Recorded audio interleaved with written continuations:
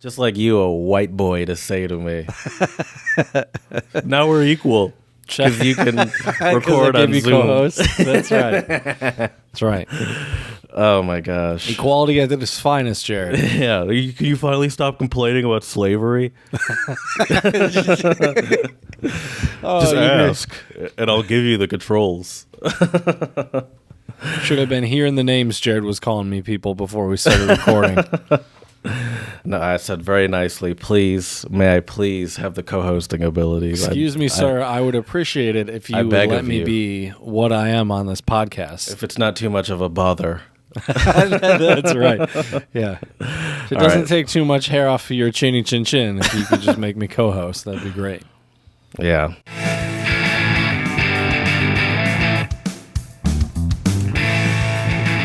Wonder if we should have had a swankier intro tune for this one, since we are talking about luxurious designer brands today, Jared. Some smooth jazz. Some high-class jazz. Yeah. Yeah. None of that too experimental stuff, though. Right. Right. Microphone has to be made out of carrot gold that it was recorded on, of course. Hello and welcome to the Untranslatable Podcast. We are here today to talk about designer brands, brand names, status, prestige, all that good stuff. And we're going to try to unpack quite a few things today related to designer brands. And I think it's going to be a fun one today. But I will give a very quick disclaimer that I am certainly not a fashion expert nor a designer expert. And I don't think my co-host is either, but I'm sure he's done his homework today. And so without further ado, my good buddy Jared, what's going on, Jared? Hello. First of all, brands and like high and goes way past clothes. I'm not here, by the way. Were you thinking we were just gonna talk about clothes companies? Oh no, we're going way beyond just clothes. Okay, don't worry. You don't need to disclaim that we're not fashion experts. We're not experts in any industry, except for untranslatables. Let's be honest. Yeah, that's an industry that's been great to us. It's a niche expertise right there, Jared.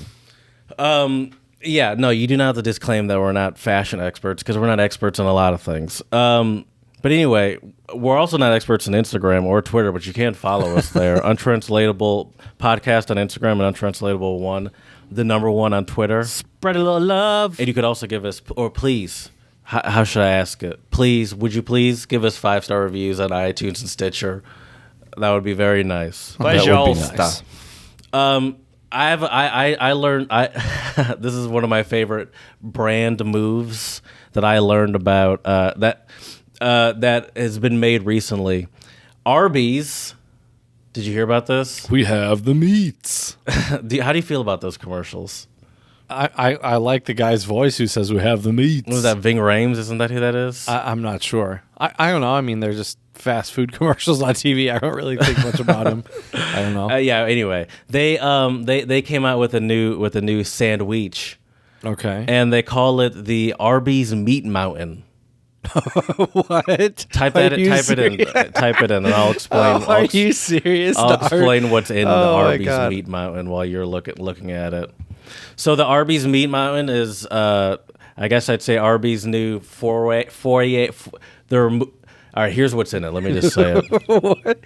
Arby's really does have the meats, all of them. Starting this month, protein fans can bulk up the fast food chain's $10 secret menu. Well, it's not. I guess it is a secret menu item, but we all know it. Called the Meat Mountain, by adding a wild-caught Alaskan pollock fish fillet to a hefty sandwich of 2 crispy chicken tenders, roast turkey, ham, 1 slice of cheese, cornered beef, just 1 slice of cheese. Yeah, that's not enough. Yeah. That's really not.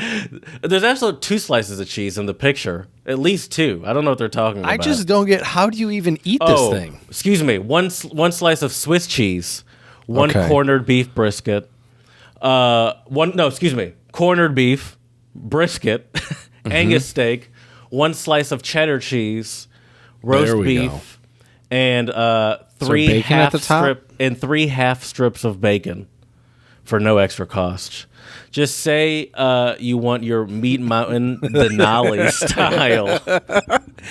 Oh, the Meat Mountain. We have the meats. And you can add some surf to 8 types of turf. Some fish essentially is what they're saying. Right. The fish is the only other protein item that wasn't already on the sandwich with an additional at that charge. point, why not, right? That's disgusting, though. Why not? At that point, why not? You can't mix. This is an over mixing of meats. So there's a picture, Jared, on Google of someone who cut the sandwich in half to show what it looks like if you're about to bite it. And all I can say is, holy crap. Yeah, it's gross. That is huge. I'm sorry, but that is too much meat right there. I was going to ask you I know you would not get this Denali style because you don't definitely like, not going to get you some don't fast like food fish. I guess that's a good point. Fast food fish is even worse. You don't like fish, and the fast food place is probably not the place to convert someone to a fish eater. Although there's probably less actual fish that's in that. true. It actually probably tastes pretty similar to a chicken nugget. Just that's actually is probably a good step into fish because it's like, yeah, that was good. It was or like popcorn shrimp because that's essentially just chicken nuggets. Yeah. But anyway, you probably wouldn't get Denali style. Nope, don't think so. But would you get the Meat Mountain? Oh, or man. try the Meat Mountain? I mean, I think it would be worthy to get just to see the thing. It's like I imagine this thing is about the size of my face. When you type in the Meat Mountain, Arby's Meat Mountain into Google and look at the pictures, they have pictures of people that have like actually bought it. And of course, it never looks as good. Well, of course not. And it certainly, as I can see from every picture, cannot just stand up like that. Right.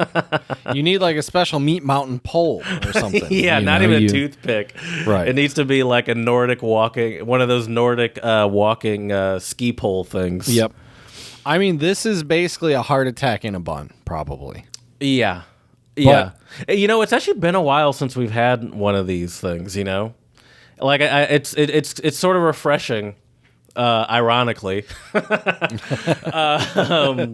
because I feel like I can't even think of the last one of these things that we had. I mean, obviously there was the infamous Double Down, but that was a while ago. Well, the McRib just made a resurgence a little while back. I don't know if that's still out and about. Yeah, that always comes and goes at random, like every couple of years randomly, and people for some reason flock to what is in the shape of a rib. I just couldn't get past the logical inconsistency of like, this is shaped like a rib, but there aren't bones in it. Right. But yeah, is it actually rib meat? Is it? I mean, there's probably flavored meat. There's probably some rib meat in there. Right. Oh man, it's just so funny though. I will say this, being living back in America now for a year, Jared. It's been a year, which is hard to believe. Congratulations, I guess. I guess so. Well, it's been the first time I've lived, back in the States for longer than a year since I graduated grad school. Wow. So it's been a little while.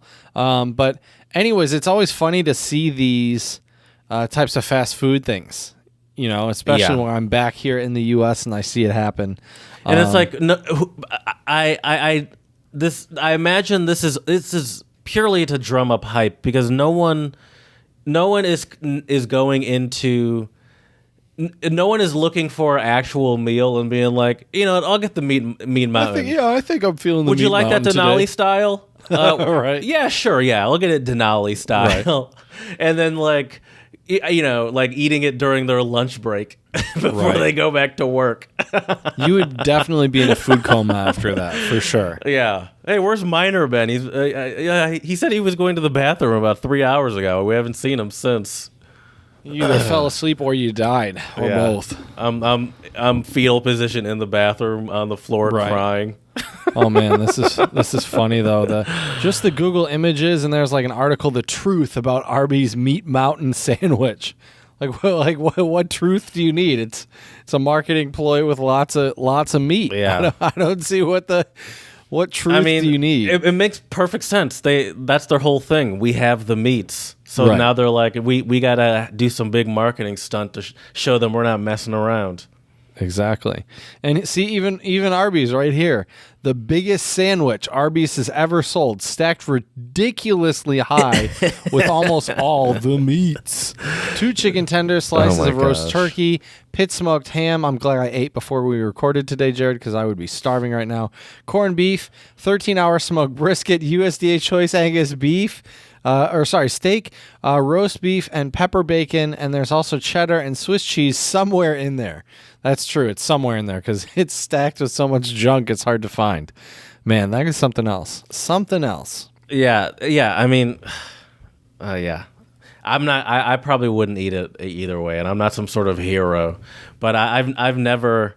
Have you ever? I don't think I've ever eaten any of those secret item thing, or not even secret item, but like the marketing ploy things. Yeah, I usually don't either. I will say one thing I really like, though, is the Shamrock Shakes McDonald's has near St. Patty's Day. Yeah, those are okay. I'm a fan of those. Those are pretty tasty. Those are okay. I feel like I haven't had one of those since college, and that was probably the first time I had one too. It was okay. First and the last. I could do without it though. Like it was an interesting taste, but I don't yearn for it. You know, right. I will say this, the last comment I'm going to make about this Meat Mountain sandwich. Okay. This is if you ever want to offend some vegans, go buy this, and if they're protesting somewhere, just go buy this and that's enjoyingly eat it. Put on your fur coat, right, and eat the Meat Mountain. That's right. Man, but that's Arby's. Really sticking to their brand. That's right. Hey, you gotta know your niche, Jared. You gotta. This is relatively new, isn't it? Arby's hasn't. I mean, they've always been the meat house, but this whole we got the meats for you. If you want meats, come here. I'm a tough sounding guy yelling at you that we have the meats. That we have meat for you, and come get the meat here, and we got a lot of it. That's new. I feel like that's within the past it's got to be 10 within years the past or 5 years or something like that. Like they haven't always been so aggressively letting us know that they're the meat people. Right. Although I will say, I mean, I think a lot of their fast food buy-in is it's not a burger place. It's like it is a sliced meats place. Right. You yes, get your they roast always beef. have been the meat place. That's true. But they really have toughened ramped up the marketing for sure. Yeah, for sure. I have never in my life eaten a Arby's sandwich. Really? Never? No, I have no interest. Okay. No interest. I've had the curly fries. I'm also not a huge curly fry fan. I know that's sacrilegious. Do you like their curly fries or they're fine. They're not. I'm just in general. It's not my favorite type of fry. I'd much rather have a Chick-fil-A waffle fry. I'd much rather have a McDonald's straight up Johnny. Those are the classics. Even Wendy's has an okay fry, although they changed their recipe like 10 years ago and then they really went sideways. But it's still pretty good. Listen, I'm not angry. But also at Arby's has a good Jamocha shake. Do you remember those? They do. I do like those. Yeah, I do like those. Yeah, that's that's another thing I actually never heard of until I got to college. I had both a Shamrock Shake and a Jamocha Shake for the first time in college. That's what happens when you go to college. Yep. Yeah. It's not about education. It's not about studying hard. It's about Jamocha Shakes and Shamrock Shakes, people. I really broadened my horizon. That's right. Broaden your taste buds for sure. Without but doubt. not the Arby sandwich though. I swerved on that, as the kids say. Well, if you're ever in a serious need for meats.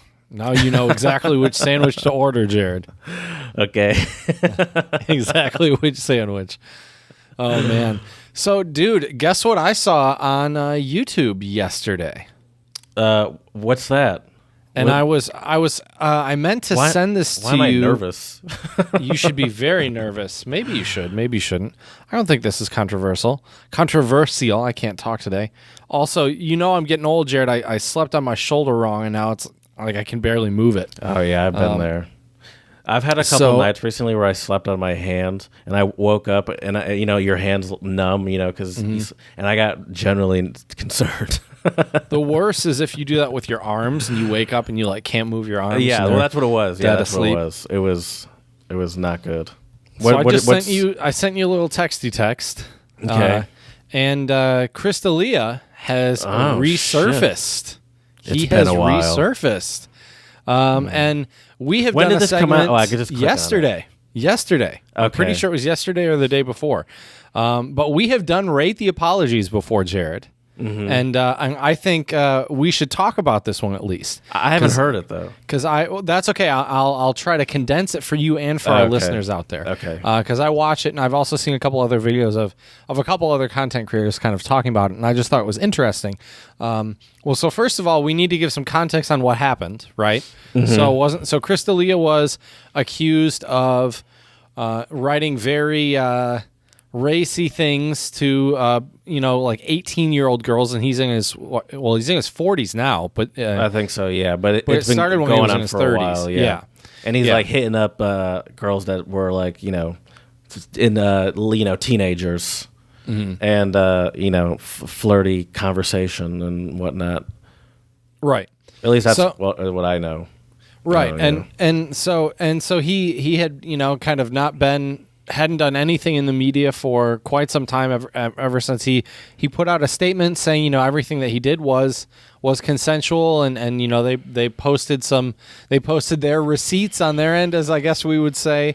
But anyway, so the video, it's about a 9-minute long video, and the title is "It's Been a While," and it is basically a video apology of him saying that he.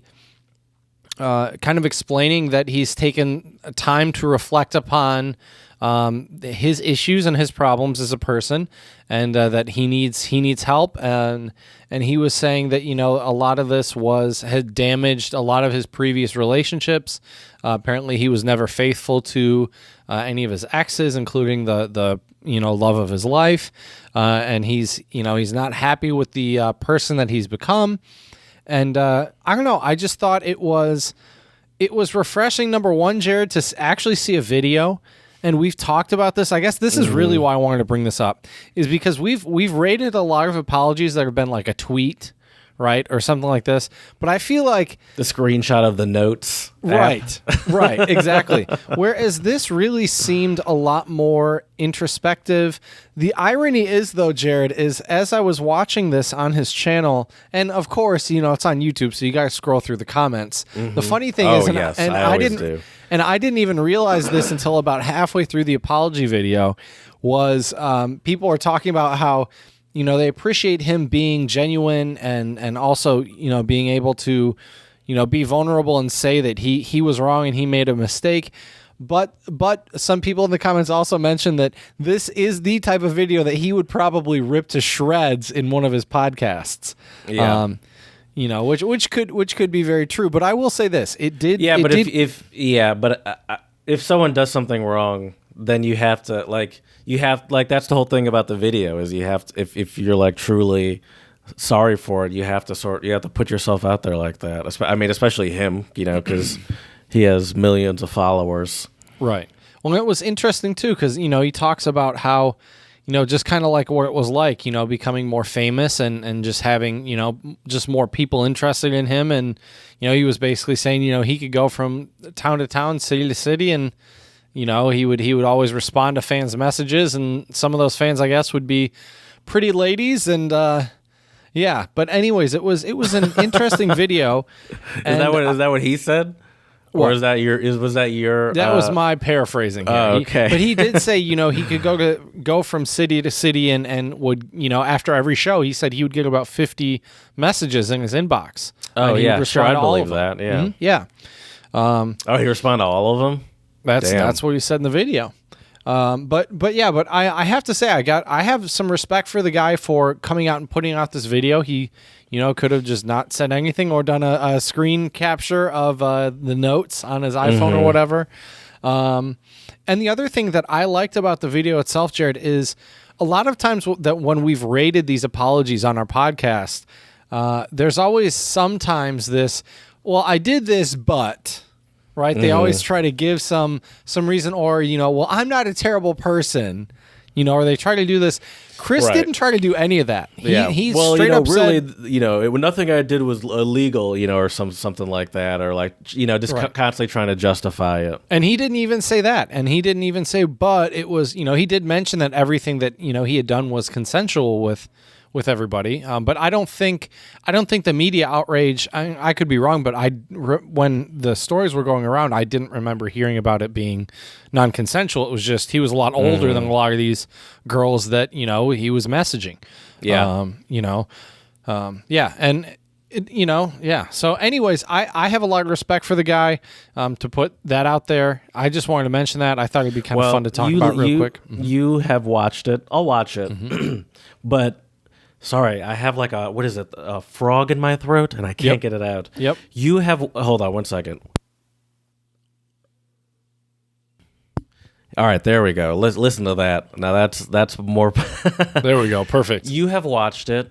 And so I guess I would ask you to rate the apology. And I'll let you know, I guess, at some point, because I'll watch it. I'll text Sounds you or good. something. Well, but since you've watched it, I would at least like to see. Should I give you a rating, or will that make your rating biased?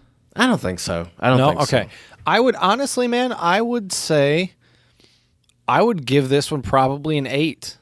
Okay. I'd give it an 8. It's not. It's. What takes it away from being it? I wonder only. What would be a perfect 10? Now I'm trying to think about that as and I should and know I know, but I know I also respect and agree with you that you shouldn't just be throwing out tens out there. Right. Like 10 right. technically means it's a perfect apology. Yeah. I guess. Well, I mean, he's the thing that was lacking for me is he mentions that. Or maybe this is too much. Maybe I'm asking for too much. But he mentioned that he needs to work on some things. I would kind of like to know what his plan is. Like he mentioned, I think that he did a lot of introspection. He might have even mentioned he'd been like seeing a therapist or something. I'm not 100% sure, but I think kind of talking about the plan you're trying to make in order to what are you actually going to do to make the situation better. And I think the other thing is he said that he realized he had a problem or has a problem. I did like the fact that he said, he has a problem and it's not like the problem just goes away, which I think is also important that, and that was a good thing. So I would say that's what kind of elevated the apology a little bit. But I'm just kind of curious to see, what else he's going to do to move forward. But like I said, I think it was a really good apology. Takes a lot of courage to do that, and I have to give him a lot of credit. All right. Let's do it.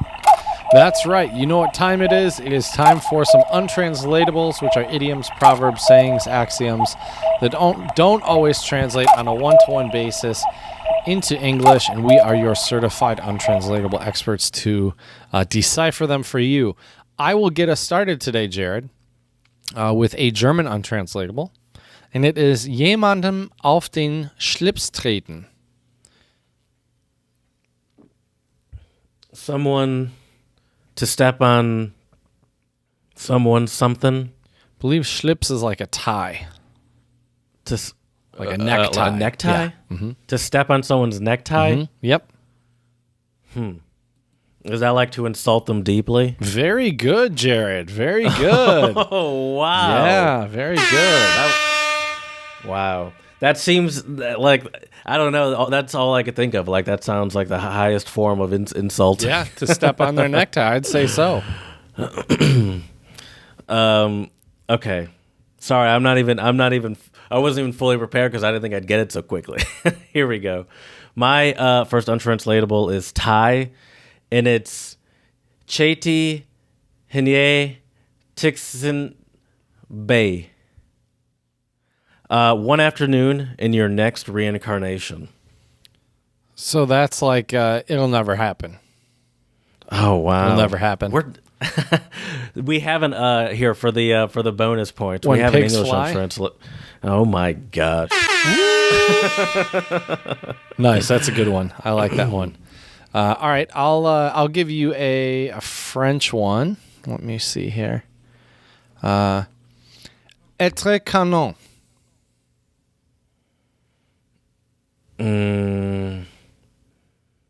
To have something. To be a cannon. To be a cannon. To be a cannon. To be is that like someone that is can't keep a secret? Nope. Okay.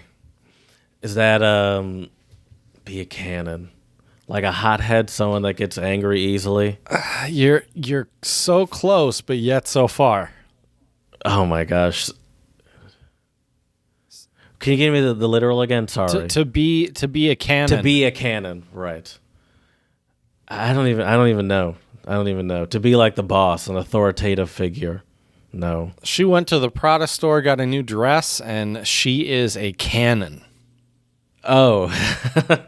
To be a canon is to be like a to look good. Yeah. To be hot, be beautiful. Yes, sir. I gotcha. Yes, sir. Oh, that's kind of fun. Mm-hmm. Right. I thought that one was kind of fitting for today, a little bit.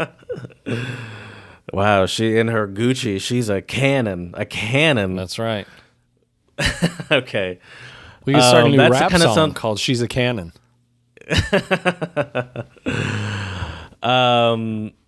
My next untranslatable is Albanian, and it's Kepada Sish. Do you have it in front of your eyes? Is that like if something's obvious? No. That's a question, by the way. Do you have it in front of your eyes? Do you understand? There you go. Okay. I like it. Okay. Mm-hmm. We're on a roll today. I just had to say it. I just had to say it in the right tone. That's right. We really are on a roll today. You know, sometimes we're just in the untranslatable mood, I guess. That is true. Really feeling ourselves. That is true. Well, we'll see if we can keep this up, Jared. This next one is German. Eine arme Socke sein. A poor sucker? Sock. Socke. Oh, Zocke. Mm-hmm. Oh, I see. To be a poor sock? Mm-hmm. Yep.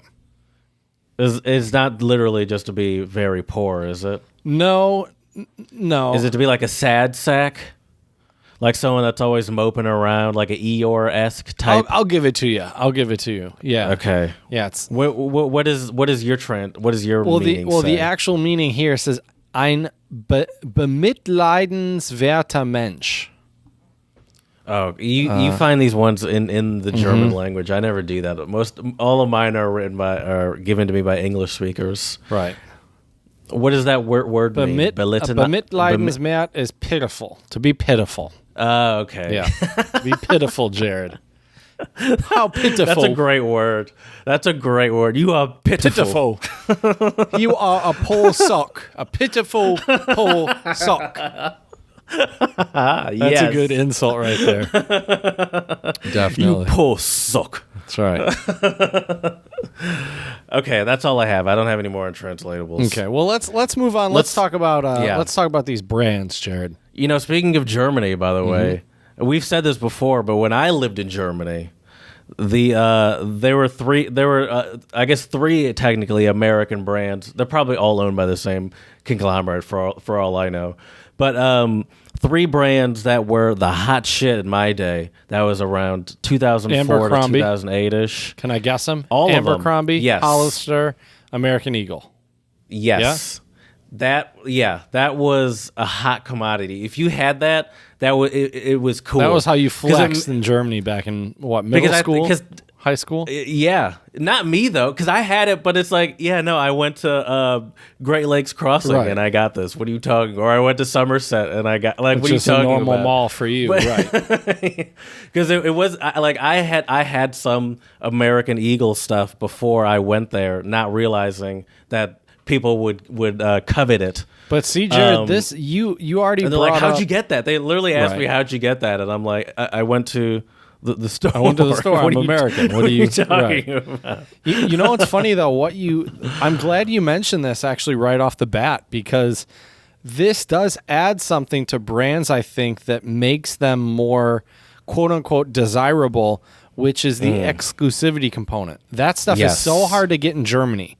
Like, I think there might have been one or two Hollister stores, maybe in Germany. Oh, really? Maybe. I could be wrong about that. You might not it even be able to get any Any of it. I just assumed they didn't sell it in Europe and Europe in general. I thought they had. My cousin was super into it, and when she came to visit, we took her to the mall, and she went crazy at all those places. But I thought she mentioned that there was one somewhere in Germany.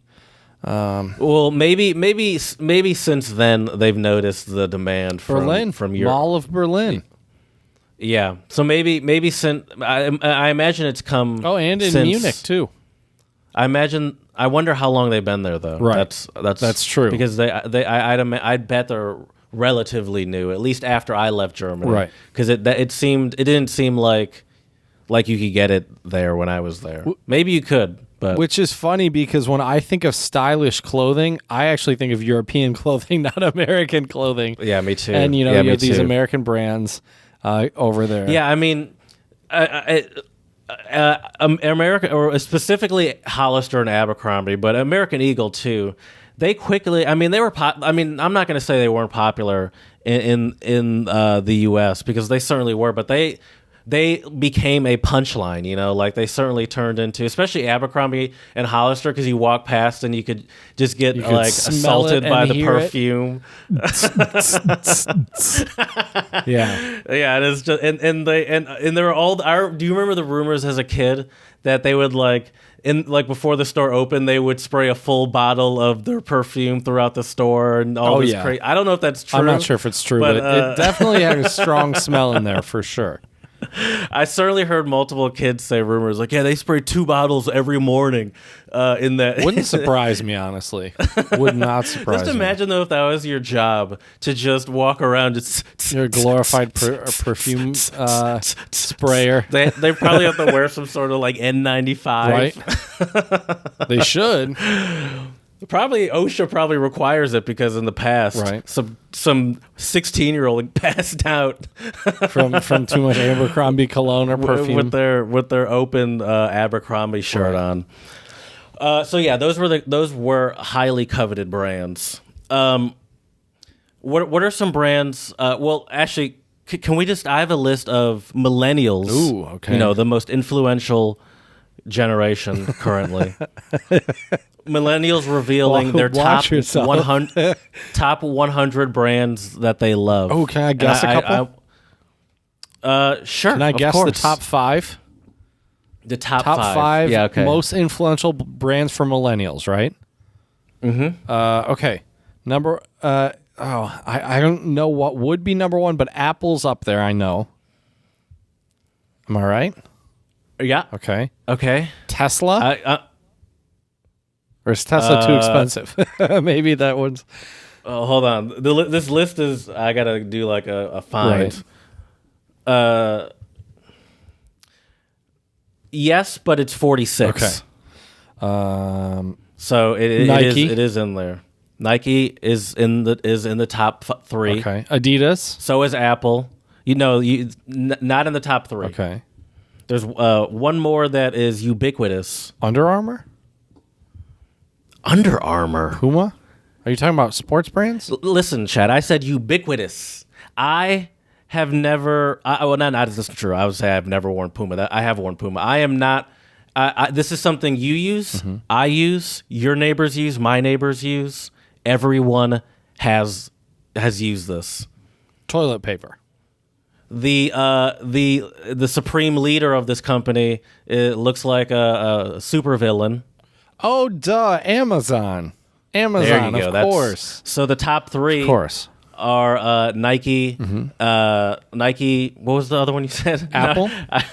Thank you. Nike, Apple, and Amazon. Okay, that does not surprise me. Mm-hmm. I guess I am a millennial because I do love all 3 of those companies. I'm kind of surprised. I'm kind of surprised Apple is so high. Why is that? Well, no, I guess that's not true. The iPhone is so powerful. That's true. And all the iPad, Apple Music. That's true. Because I don't think that I don't think of Apple computers per se as being really like that. I don't know. But I forgot. I wasn't thinking about all of the software and all of the Apple Music and podcasting. Right. GarageBand. And yeah, that's true. But I mean, just like the podcast app in general, they probably still have one of the biggest or most used ones. Number 4 is Target. Millennials. Now is this we talked about we did the generation wars last episode. Is Target something for like a millennial thing? Now, obviously, everyone loves Target. I'm not saying only millennials love Target, but I feel like sort of the fetishization of Target is a millennial thing. Well, I think it's because that's where a lot of our parents would go to shop. And so we grew up as kids going to Target a lot, because I know I did. We went to Target Boutique quite a bit. Oh, they also have like they do have they have built a great brand, because they're essentially a Walmart or a Meijer, for example. It's a regional thing. I don't know why I would say Meijer, but which is a Michigan Walmart essentially. I didn't know Target was headquartered in Minnesota. All right, anyway, but they do have like a classier vibe to them, but it's like I don't but really I feel like most of that is through branding more than really the fact that they're doing something like that they have better stuff than Walmart or some other big box store like that. It's branding, and it's also, I mean, I just remember going to Target when I was younger. I haven't been to Target in a long time, and just looking, and I think the way they write out the prices, and so it makes it seem like you're saving a lot of money when, like, I don't know. Oh, you know who? Oh, really? They do that? I think so. I could be wrong. I mean, I believe you. You know who really does that is Kohl's. I always think of Kohl's when I think of that. There's always a sale at Kohl's, but the stuff is never cheap. Right. Yeah, and you know something that I for some reason to me is very distinctive about Target is also the plastic shopping carts. Yeah. Which you would think it would feel worse, but because they're plastic, they don't have that like rattle to them, and they do feel more premium. The shopping carts, right. But really, I feel like for premium shopping, it seems like they'd be cheaper. Jared. Seems like they'd be cheaper. Maybe not. Maybe they're not cheaper. Yeah, I have no idea. Number 5, Walmart. Surprising to see Walmart still so high up on the list, to be honest with you. I mean, it is cheap. We do like cheap. This is from 2018, by the way. So I'd say still pretty relevant. Right. I'm kind of surprised. Yeah, it is still cheap. That's true. Samsung. That makes sense. Surprise me. You know what I think is funny and interesting is that a lot of these brands, I mean, these are really, none of these so far have been, I wouldn't even really consider Apple technically a luxury brand. You know what I mean? But they're all very practical, which I think is a good thing. It just goes to show you, I was hoping today one thing we could talk about is just how I just think the idea of these huge designer brands, I just find it kind of ridiculous. Now, look, I'm not here to judge. If you want to spend $3,000 on a pair of pants, go for it. Be my guest. You could certainly say that about an iPhone, though. Like, there are, much cheaper phones that are probably just almost as good, That's true. But they don't have the synchronization and all that good stuff that Apple does. Yeah. That's how they get you. What do they call it? The ecosystem? That's right. That's how they get you. I do love that my texts show up on my computer. Yep. That's true. It is nice. I do love that I can just AirDrop is very nice. Listen, I get it. When you get that code thing sent to you and you can automatically enter in the code, that's really a game-changing feature that Apple did, I think. Love it. Yeah, I do love that I can just turn on any Apple device and just log in, and I just have my whole situation that I'm used to. It's very nice. I get it. Yeah, but I understand. Well, luxury brands.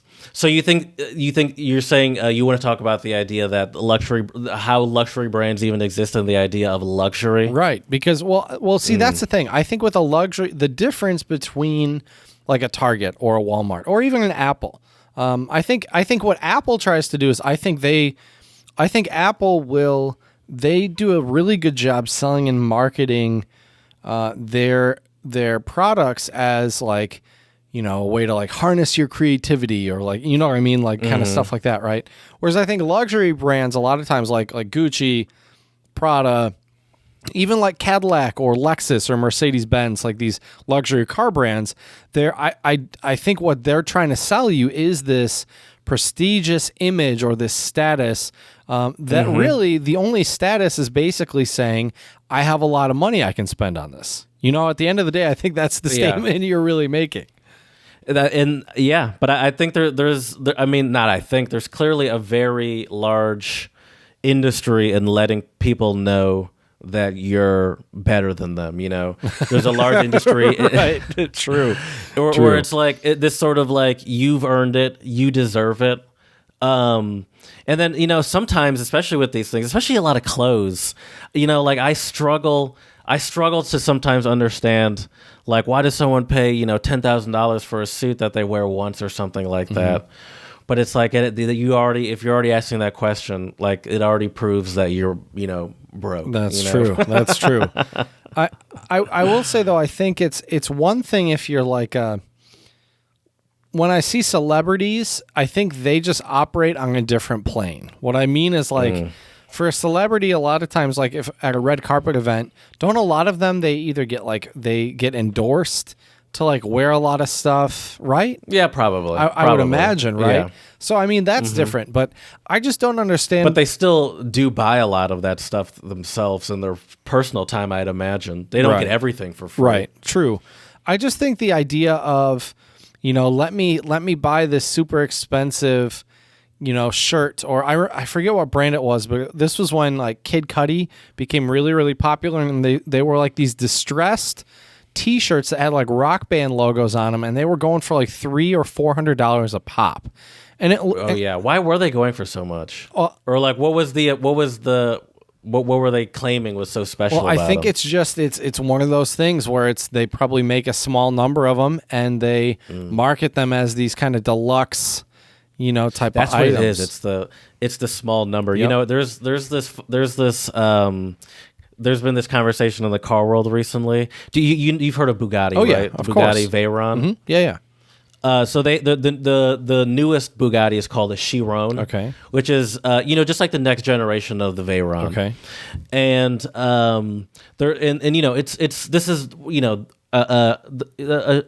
it's like it starts at like $1.5 million.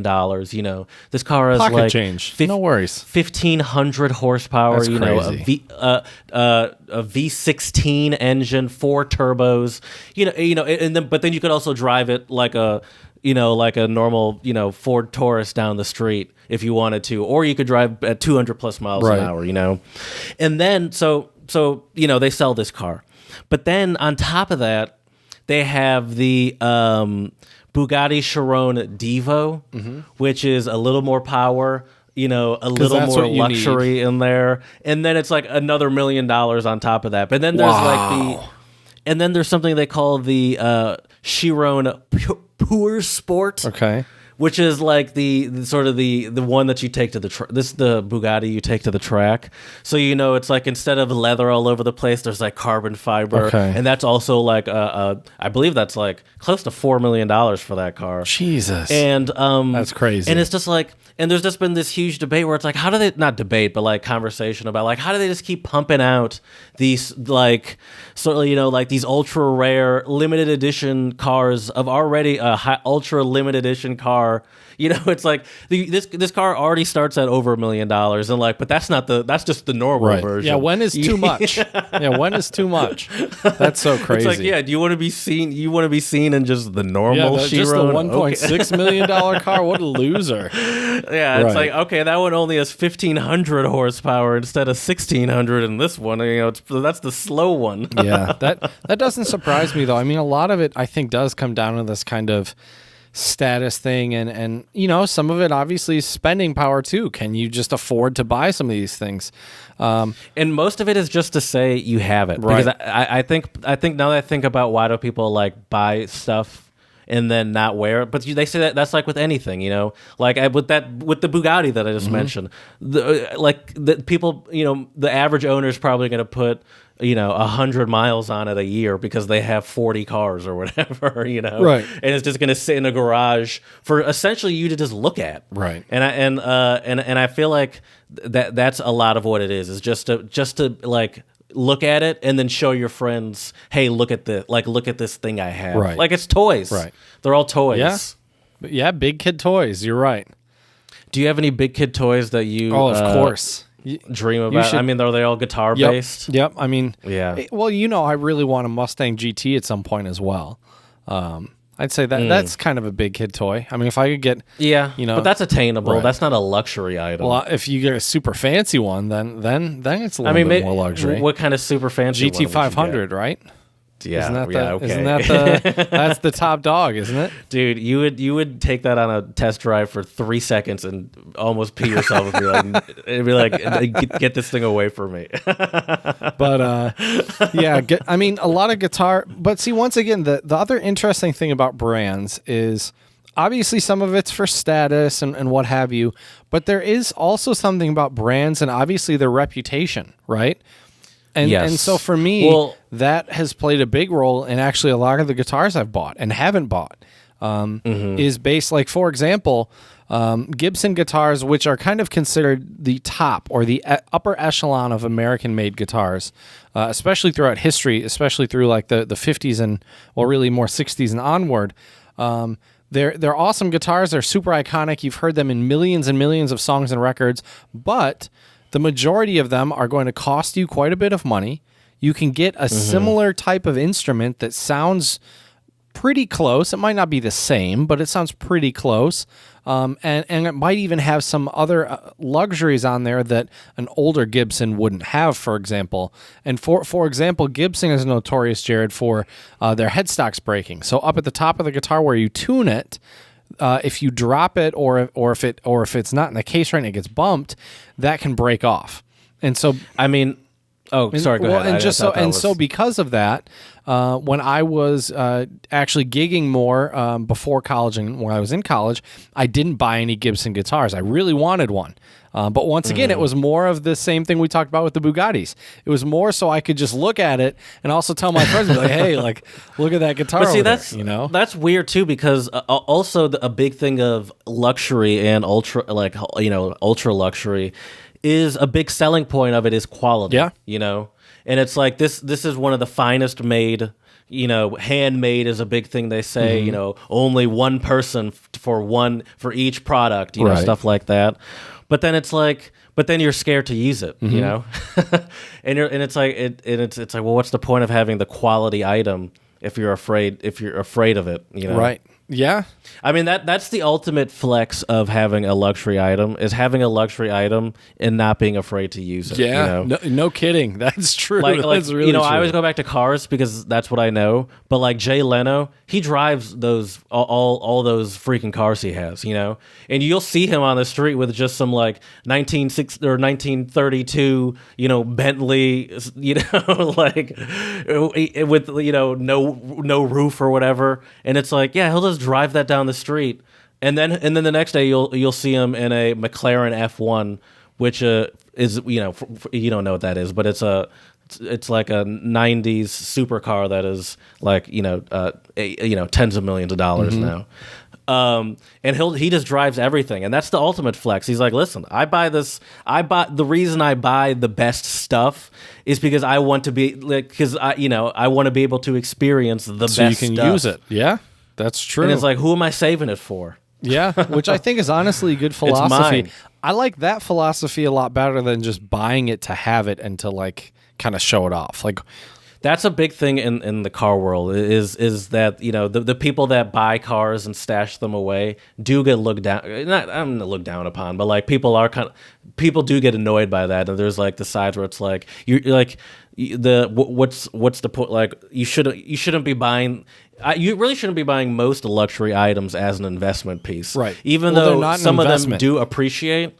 Like you shouldn't treat them like these museum like things that you're trying to like buy as an investment, right? Well, that's not a smart financial decision. Well, see, that's the thing is that if that's how you're buying it, unless you buy a super rare car, and I don't know enough about that market to really say much, but all I know is unless you buy something super rare, you're probably not going to get your money back as an investment, quote unquote, right? So, like, yeah, I think about that a lot with a lot of the music gear I have. Like, I have a couple tube amps that, I mean, they're not super expensive, but they kind of have held their value a little bit.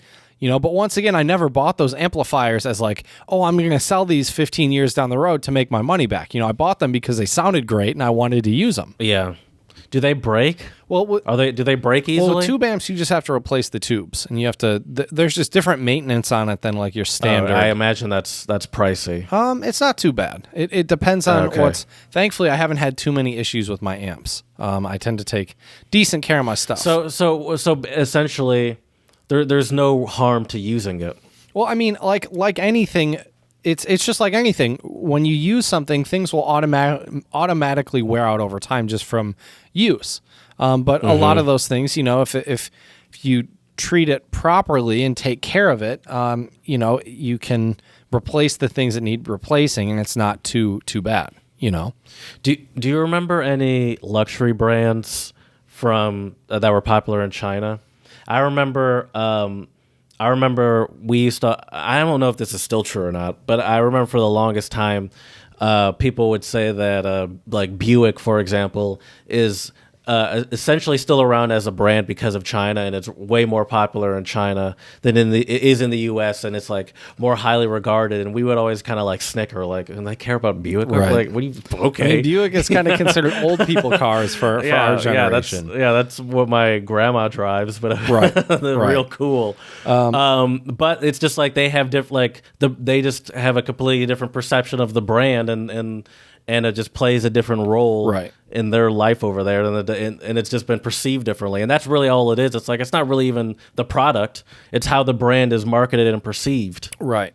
Well, I would say over in China, the big brands are kind of the same, at least big luxury brands that you would see everywhere, right? So Louis Vuitton, Gucci, Prada, all those types of brands. Those are pretty big ones.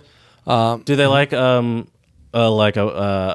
Oh, I'm not American, but I guess American. Do they like American stuff like Nike or like they love Adidas? They love Nike and especially Jordan. I mean, you should see just all the sneakers. I was blown away when I was in China. And now, granted, I have no idea how many of the sneakers I saw in the streets were legit or they were counterfeit. Yeah, Jordan. Yeah, China's a great place to get fake anything fake. Yep. And I actually went to the silk. What was it called again? The silk market, I think. Is that what they call it? I think that's where Annabelle and I went. What does it look like? How is it set up? It's like a mall. It's like a mall, and it has a bunch of stories, and you just go up and an indoor mall. Yep. I thought it was going to be like cool, like more traditional Chinese outdoor, like street side. But no, it was like a mall. Side. Air conditioning. Oh, that's interesting. Everything. Yeah, that's hilarious. Yep. My American mind totally pictured it as like walking down like alleys, and there's like those little street. Right. Well, when Annabelle initially told me, she was like, "Yeah, I want to check out the silk market." I was like, "Ooh, that sounds really cool. Let's do it." And then we get there, and it's a mall, and we're just like, "Oh, all right." And we still checked it out. That's funny. Yeah, but I would say in China the thing over there is, I think only certain people really flex that hard with like the Gucci and the Prada and stuff like that. I think your average Chinese person doesn't actually care that much about a lot of that stuff. What's interesting though, Jared, and this is coming straight from my students, I have hundreds of video submissions to prove this, if you don't believe me. But my students I had asked them actually what is one of the best gifts they've gotten from like a friend or a family member. And guess what a lot of the girls said, which I thought was interesting. Best gift? Mm-hmm. Yeah, that like a friend or a family member gave them. I have no idea. Lipstick.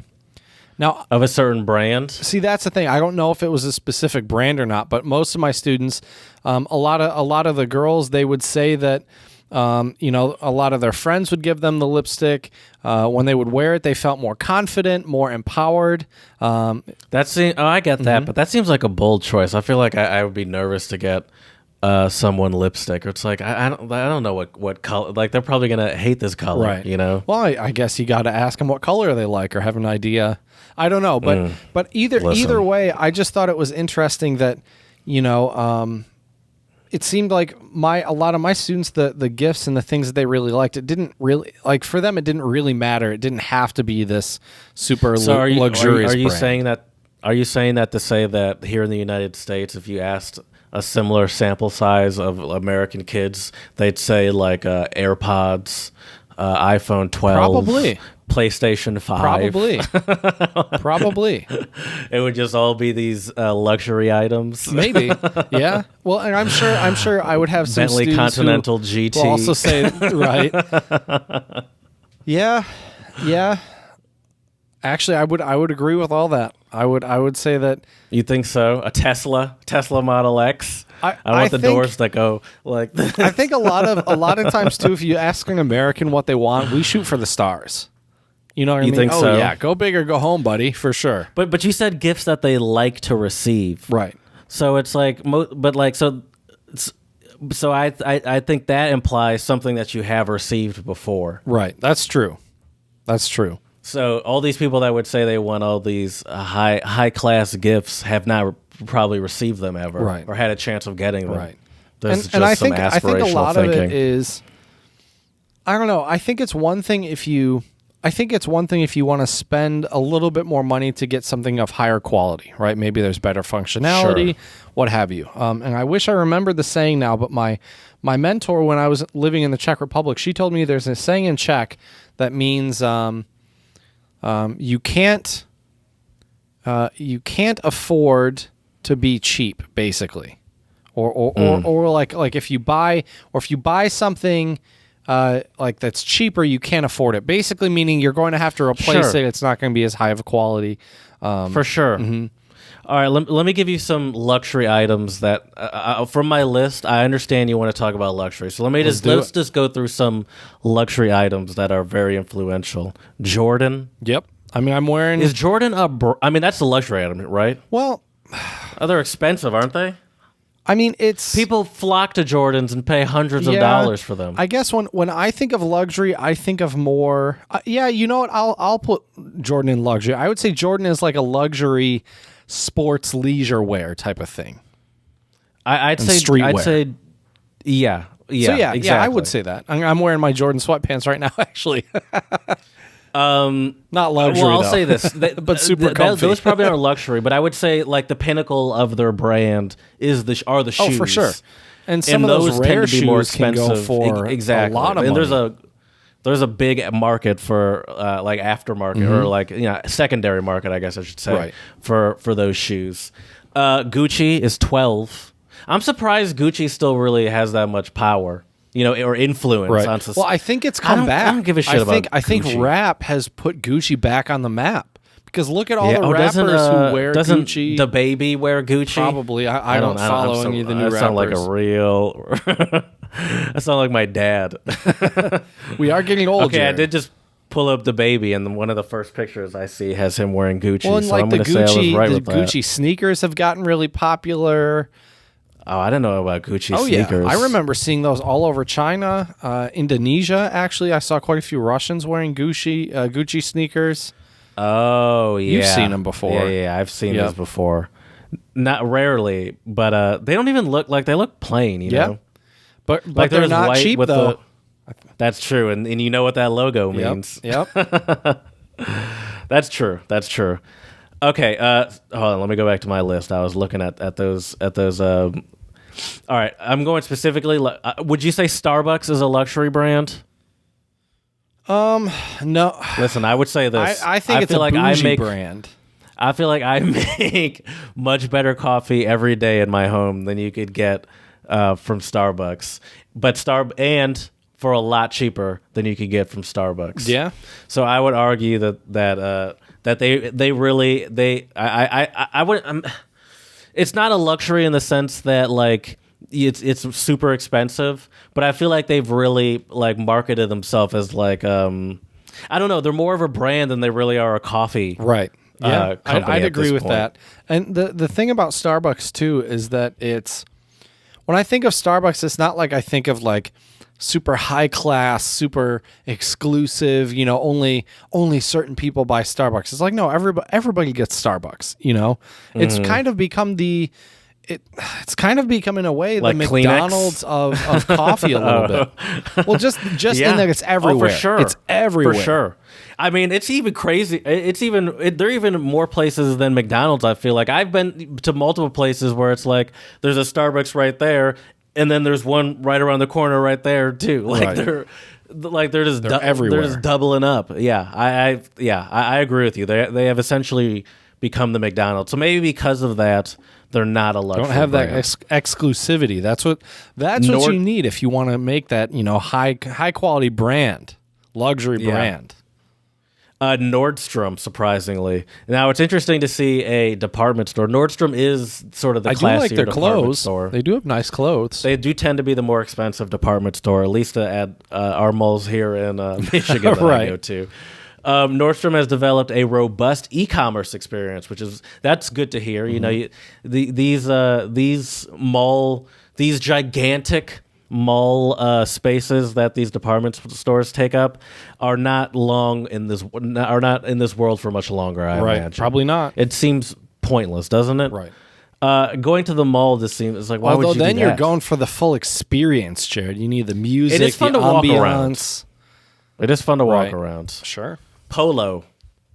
I feel like that one has kind of dropped off. Like I feel like it's and I actually most of the stuff I teach in actually is polo, but I buy it cheaper at TJ Maxx. From TJ Maxx. I always get the cheaper version, or Costco has like either Polo or Ralph Lauren, I believe. Right. The iconic Polo tee. I remember in Europe they had that was the time when they would that's the horse logo. Yep. They would have the gigantic horse I logo. never got that. I think it looks so goofy.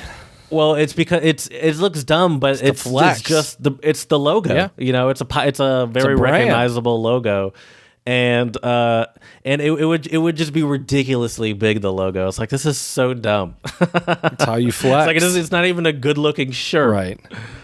Let's see if I can. Sorry, I'm scrolling through. There's a bunch. There's a bunch I have to go through. Best Buy is on the list. What are you talking Interesting. I feel like that's more Mercedes-Benz. of a boomer spot. Best Buy. Yeah, Mercedes-Benz, yeah. I mean, Mercedes-Benz is, I would say, they're timeless, Like they're I feel like their image of luxury has changed very little for a long time. Like they've maintained a strong image of luxury for a long time. There haven't been like low points or maybe sometimes the product was better than others. I'm not saying the car, but I'm saying like as a brand. You know what I find interesting about luxury cars, and I don't know if it was you that told me this or I saw this on a car video I was watching, but they were talking about how when people buy a BMW or a Cadillac or a Lexus that's like, I don't know, 4, 5, 6 years old used, right? Mm-hmm. There comes a time, and I don't know exactly when the time is or how many miles or what have you, but basically what this person was saying is, you buy those cars for the luxury or the prestige. That's what they're really selling you. They're not selling you, I mean, yes, it's a good car, but they're not selling you like a functional car to get you from A to B for 20 years that's going to be super dependable and cheap to maintain. That's not what they're selling. They're selling you this luxurious image, this branding type of thing. And I just thought that was so interesting. Their customer is probably leasing the car, probably is, or probably buys it and sells it in 5 years and gets something newer. Mm-hmm. It's like that's probably a good that's the business they're trying to work with. They're not trying to, especially the luxury brands, right? Obviously the idea, it also depends on, honestly, it also kind of depends on like the brand, because Lexus, because they're part of Toyota, I think they really do still work, rely strongly on that Toyota reliability and like build quality sort of image that they have. Mm-hmm. So I think it also just kind of depends on what the brand is trying to sell you. But sure, I mean, every sort of the more expensive a car is, it's not that it won't last. That's not true. I would say that it's just it's more expensive to maintain, and there's just more that can go wrong because you're getting probably a more high tech engine, more features. There's just more that can, and it's like more like it's like the more newer tech or whatever, the latest and greatest. So I just think it's more expensive to fix, and that's where the problem is then once they become used and second and third owners, they're not the people that can afford them at that point can't sometimes can't afford to properly take care of them. Right. Is J. Crew a luxury brand? I guess. I don't think so. I don't know. Okay. Michael Kors is. Yeah. Yeah. But I don't know much about Michael Kors except for it's pricey. Right. Well, and that's the funny thing. I think that's what a lot of times I think if you want quote unquote luxury, if there's a high price tag, it gives off that kind of luxury feel to it, which I think is interesting because high price doesn't always mean high quality, you know? Yeah. You know what? Do you have any celebrity endorsements that really get you into a brand? Oh, that's a good question. Michael McConaughey going on one of his soliloquies while he drives. Oh, you mean Matt McConaughey? Matthew McConaughey? Who did I say? Michael. Oh, yeah. But yeah. Need a Lincoln. Isn't that the commercials he usually does? Right, our Lincoln. Yeah, he's the Lincoln guy. Right. But every time I watch this, I'm like, what the hell is this guy talking about? Right. Sit back and just something about where life's taking. Well, when I was younger, I will tell you when I was younger because I was such a huge Rafael Nadal and Roger Federer fan. It was all Nike tennis stuff. All Nike tennis shoes, interesting shirts, all Nike, all Nike. I feel like I don't really know if I have a player specifically, but I feel like I was an Adidas person. But it did feel like, especially in Germany, it was like, are you it's one or the other? I really mean to say as a soccer player, it's like, are you an Adidas person or a Nike person? And I think I just chose that allegiance. Yep.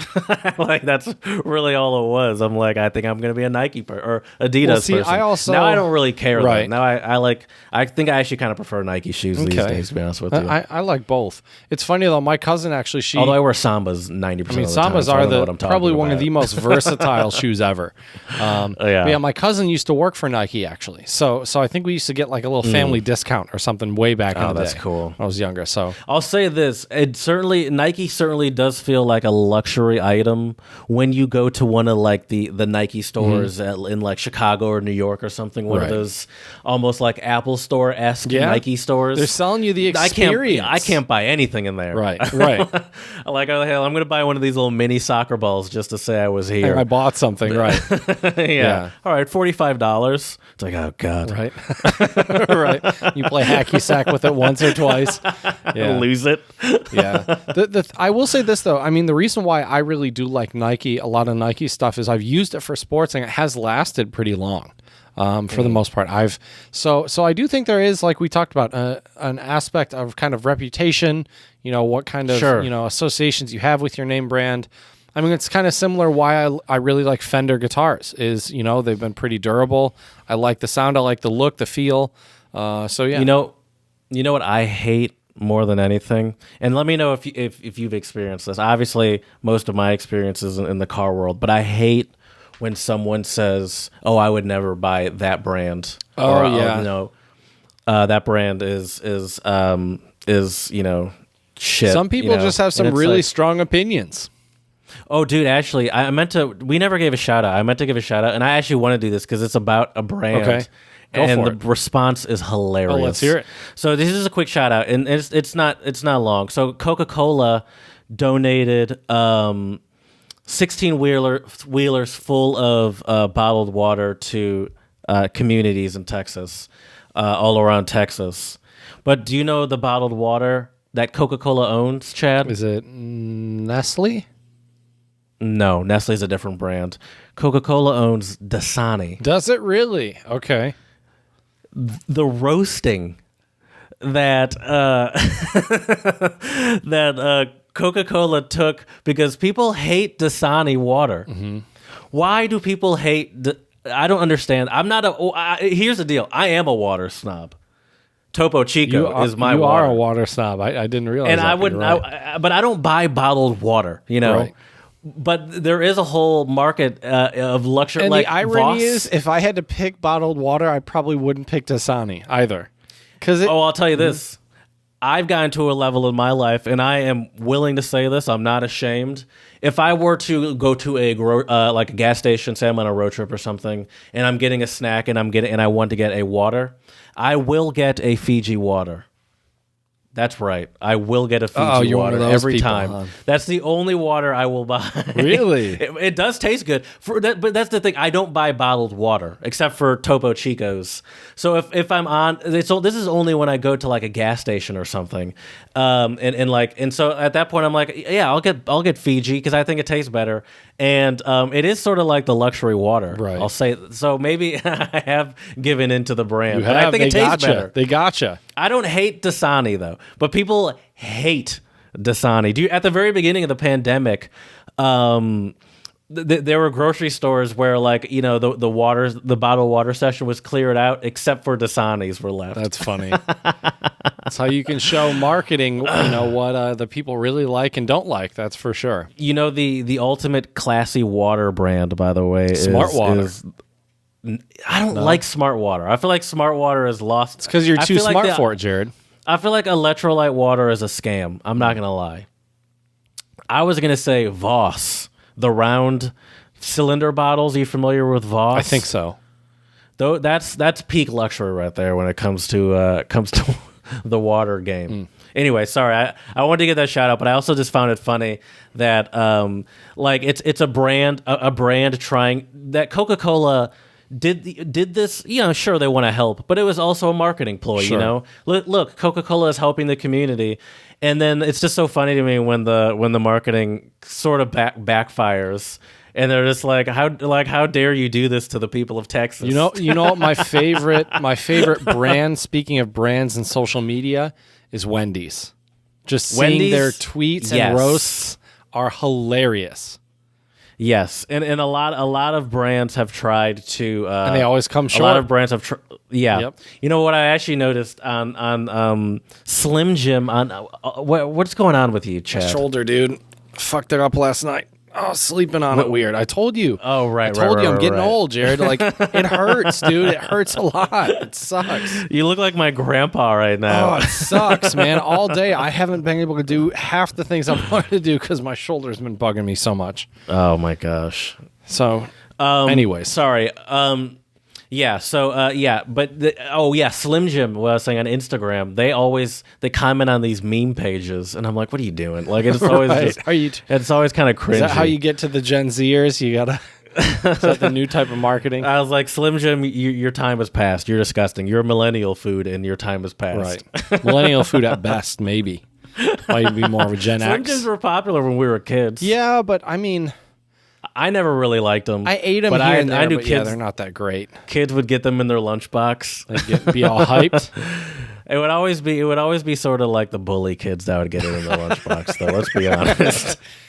It would have been awkward, Jared, if I would have been like, well, I used to always get Slim Jims in my lunchbox, Jared. That explains a lot. That explains a lot. But yeah. Yeah, man, I think brands, the key is price, exclusivity, also obviously reputation, right? Marketing. Yeah, and marketing. And there we go. I would say, yeah, because it's really, yeah, I agree with you. I feel like do you feel like you give into luxury? You're like sometimes you're like, oh, they got me. Not really, but there are certain brands that, like, a lot of my workout stuff, like a lot of my shoes are Nike if it's like for sports. So I mean, Sometimes I feel like that with Apple, actually. Like, I've sort of trapped myself into this belief that I need to stay in this ecosystem. right, yeah. And I'm like, I don't think I need to do this. I mean, I could say the same thing actually with guitars as well. Although I've actually been thinking about getting a different guitar from a different brand. Actually, believe it or not, maybe a Gibson. But yeah. As a car enthusiast, I do pride myself on not being like, maybe there's brands like I probably wouldn't get that. No, I don't think there is. I think I'd consider every brand if there's a car that I'm interested in.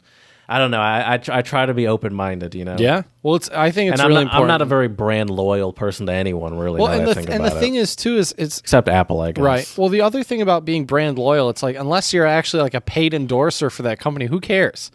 You know. Right. Well, that's the thing. Oh, dude, that's the thing about like Tesla. Mm-hmm. Tesla they have evangelists for their. Have you seen that before? Oh, you didn't know this?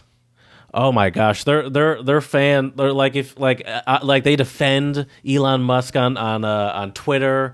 They like these people talk about how like their cars are the greatest. There is this one video of this guy talking about how like autopilot saved someone's life, but he was doing it like with his family in the car and like looking, like not focusing on the road while using autopilot, and it's like that's probably why the other person got into an accident because they weren't paying attention and trusting autopilot. Right. And I was like, and it's just like the evangelist of brands are always, and it's not just Tesla. I mean, Tesla's very popular for being like having crazy sort of brand evangelists, but those people are so interesting to me.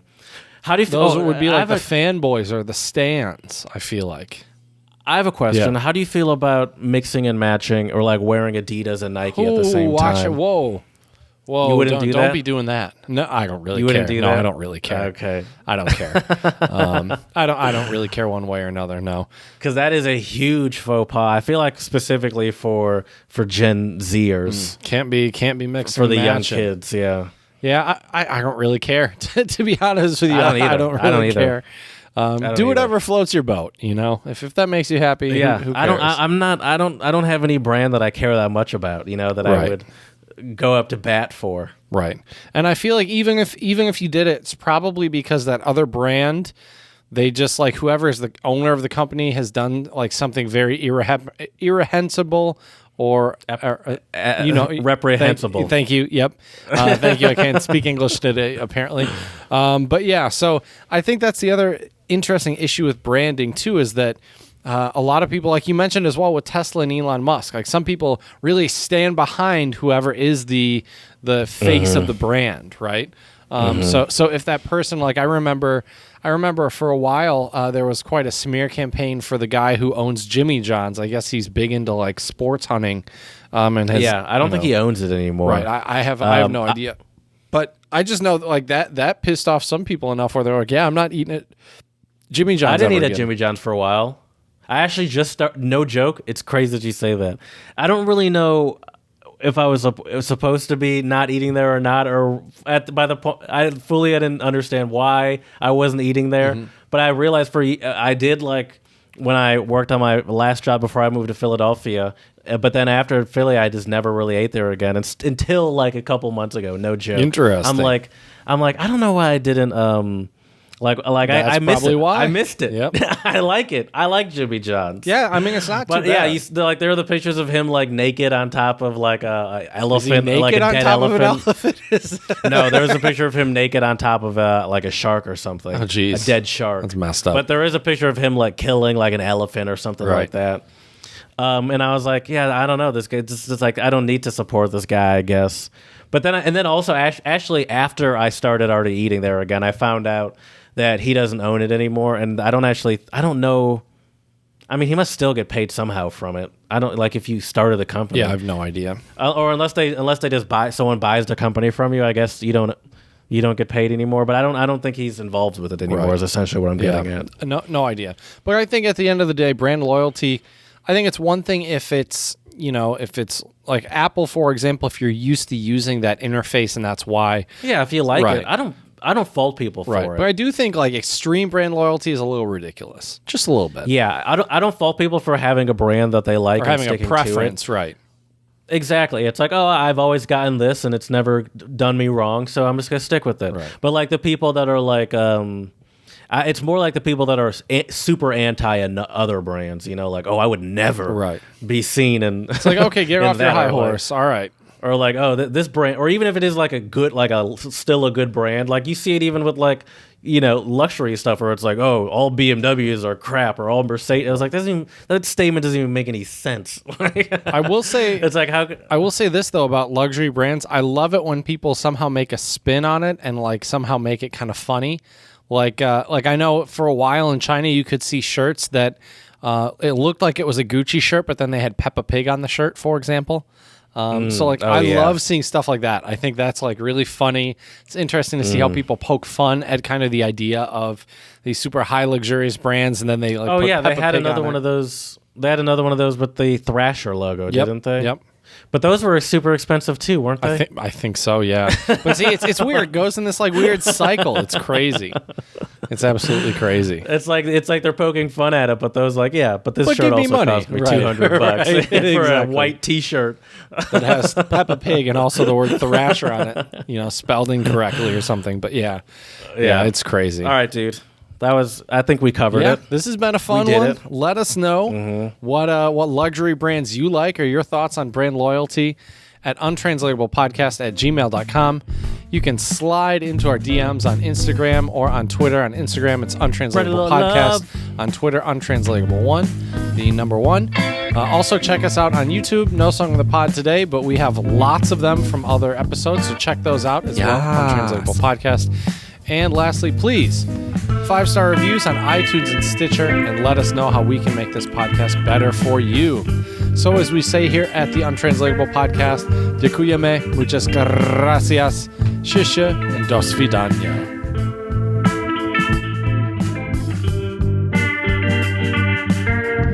I'm going to watch this Crystalia thing after we hang up here. It was funny, though, because half the comments are just like, people like, this isn't funny, and it's like, that wasn't the point of the video, people. That's hilarious. Yeah. I don't know if I said this on the pod, but you know how I know that it was probably a pretty good apology? How? Because I didn't see anything about it on social media. That's true. If it was a terrible apology, he probably would have gone viral. Oh yeah, But that's true. I didn't see any. Like, I had no idea. That's a really and, I good follow point. a lot of comedians on Twitter. That's a really good point. I didn't even think about that, but really good I observation. think if it was yeah. bad, I would have known. Or yeah, you would have heard about it for sure on Twitter. I'm Yeah. sure. But Does he still have Twitter? Does he have a Twitter account? Does he post? I think his anything? account. He hasn't. I don't. Let me see. I mean, I think the account's still active. I just don't think he's posted since the thing and Right. all that stuff Right. came out. I will say this though, man. It is too bad that like Yeah, he hasn't posted since it all went down. June Okay. 15th, and it's just a random post about some kid. Okay. Yeah. Which is actually it is kind of ironic. The last post literally is